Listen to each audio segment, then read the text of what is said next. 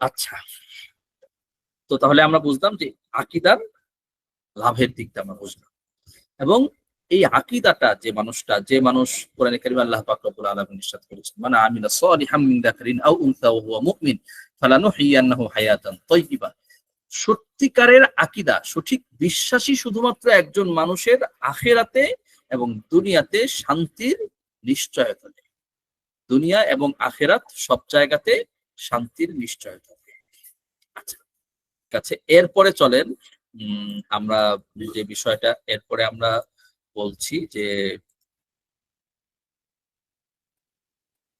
হ্যাঁ, তো তাহলে আমরা এইখান থেকে এটাও বুঝলাম যে আল আকিদাতুল ইসলামিয়া এইটা একজন মানুষের শান্তি, নিরাপত্তা সবকিছু, দুনিয়া এবং আখেরাতের সব ধরনের শান্তি এবং নিরাপত্তাকে নিশ্চিত।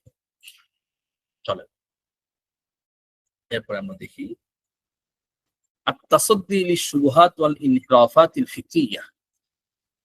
আকীদা, ইসলামী আকীদা একজন মানুষের মধ্যে যে সকল ভ্রান্ত ধারণা তৈরি হয় সেই সকল ভ্রান্ত ধারণাগুলোকে দূর করে দেয়।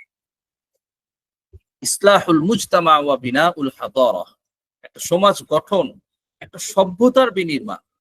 দেখেন, ইসলাম কি শুধু এমন ভাবে এসেছে যে ইসলাম শুধুমাত্র মুসলমানরা কিছু তাদের ব্যক্তি জীবনে পালন করবে শুধু এটার জন্য ইসলাম? কখনোই না। ইসলাম শুধু ব্যক্তি জীবনে পালনের জন্য না, ইসলাম ব্যক্তি জীবনে পালন হবে এবং রাষ্ট্রীয় জীবনে পালন হবে। ইসলাম সকল ক্ষেত্রে ইসলামের প্রয়োগ হবে।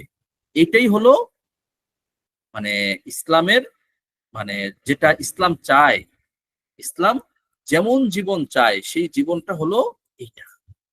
বুঝতে পেরেছি?